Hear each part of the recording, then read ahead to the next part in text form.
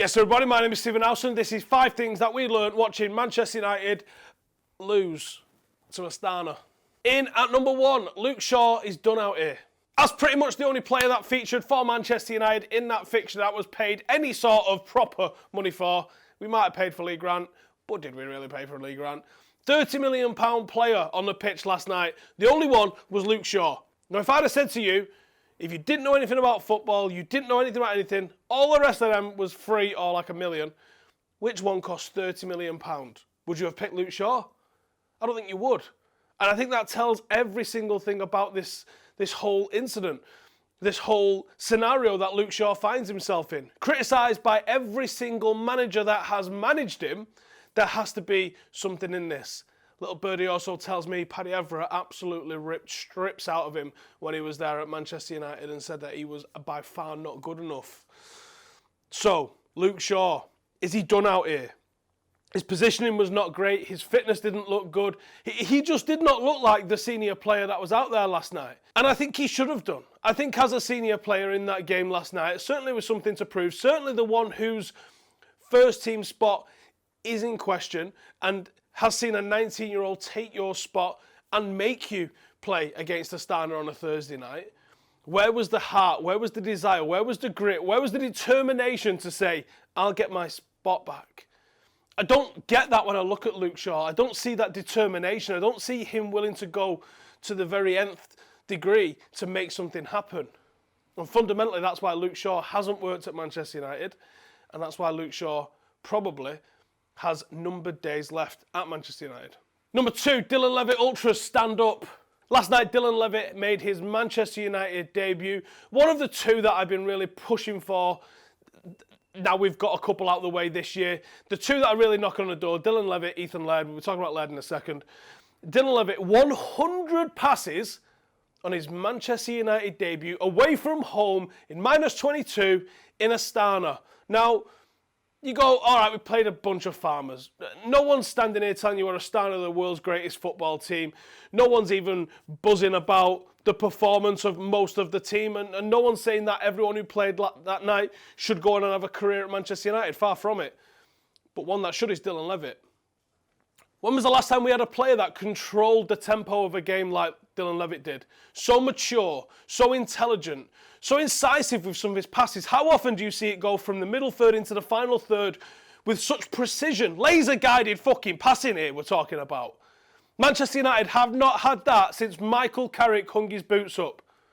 Nobody is doing that in a Manchester United shirt. Pogba has some brilliant balls into the final third, but he didn't do it the way Dylan Levitt did it. Now I've had question marks. Can Dylan hold up physically?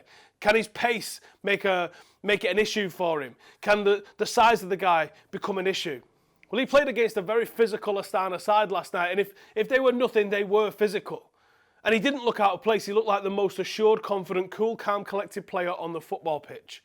Dylan Levitt, for me, has now found himself in the question for first team. While Andreas Pereira's got the decision-making of a fucking cat, while you've got Fred that's going out round here, not really lighting trees up. Lighting trees up. Lighting up, pulling up trees. I don't know. Lighting trees up. It's a new thing. I just invented it. You've got the likes of Dylan Levitt going, well, do you know what? While there's no transfer window open and while the club's probably not going to spend, let's see what this kid's all about. What do we have to lose? What do we have to lose by putting him on the bench and giving him 5 minutes? Nothing. Because that 90-minute performance with 100 passes, United have been shocking in midfield. Go look at the Sheffield United game at the weekend. What did we say? The 2 Brazilians, the only 2 Brazilians. You can go find 2 Brazilians that work at Ben Brazil that could pass it better in midfield than them 2 last week. Go and find somebody that can pass the ball. Boom! Dylan Levitt, the same week, 100 passes out of 104 attempted. Outrageous completion levels for someone making their debut. How much better do you think this kid is going to get with the ball at his feet? It's time for some more Dylan Levitt, I think. Oh, and before I go, he's probably going to be going to the Euros anyway with Wales, where he's definitely due to get his debut very soon.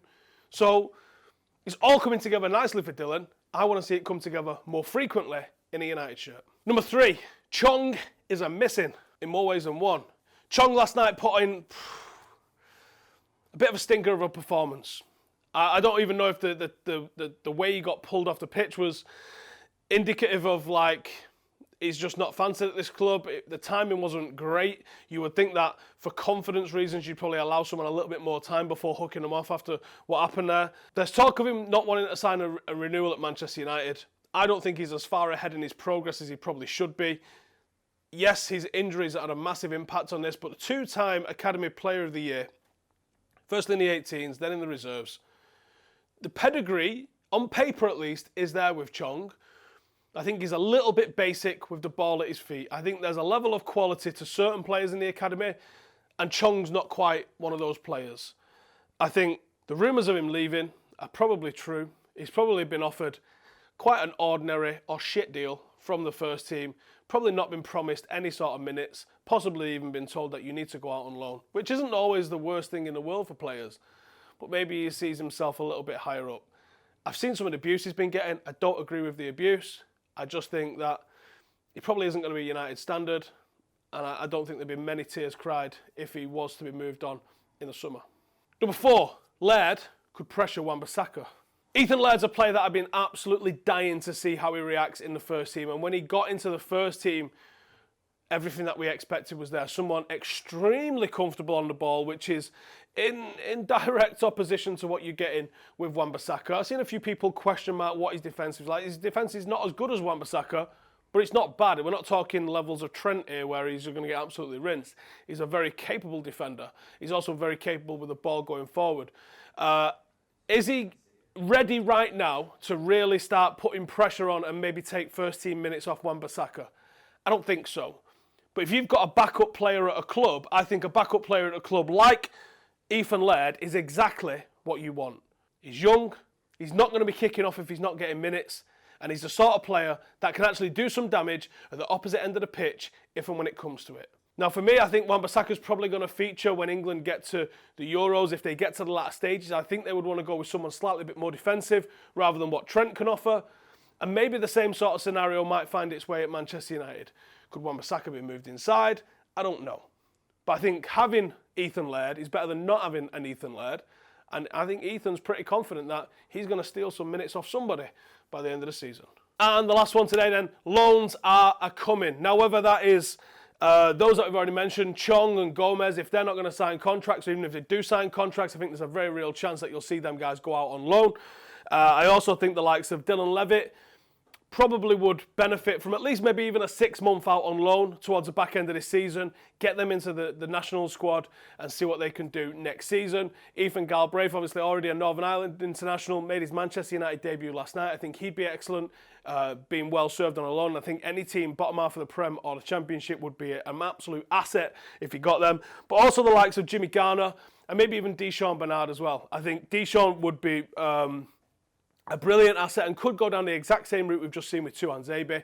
Go get a year out on loan, go and get some serious maturity under your belt and come back an absolute beast. I really like Deshaun and I don't think playing under 23s football is going to do anything for him. I think he needs that physical challenge and I think he's more than up to it. So let's get some of these lads out on loan and then you can start comparing them after they've had a year, 2 years out on loan to what the lads at Chelsea are doing. All in all, I'm proud of how the lads performed in Astana.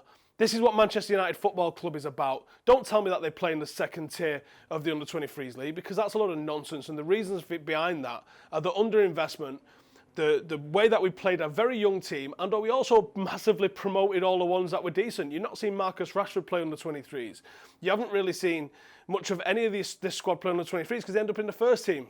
So Manchester United doing all right on an academy front. The fact that we was fielding a team with so many homegrown players, so many debuts and so many teenagers is a credit to the system that Nicky Butt has put in place and some of the others that precede him as well. So I'm pretty happy with that. Congratulations to all the lads who managed to make their Manchester United debut last night.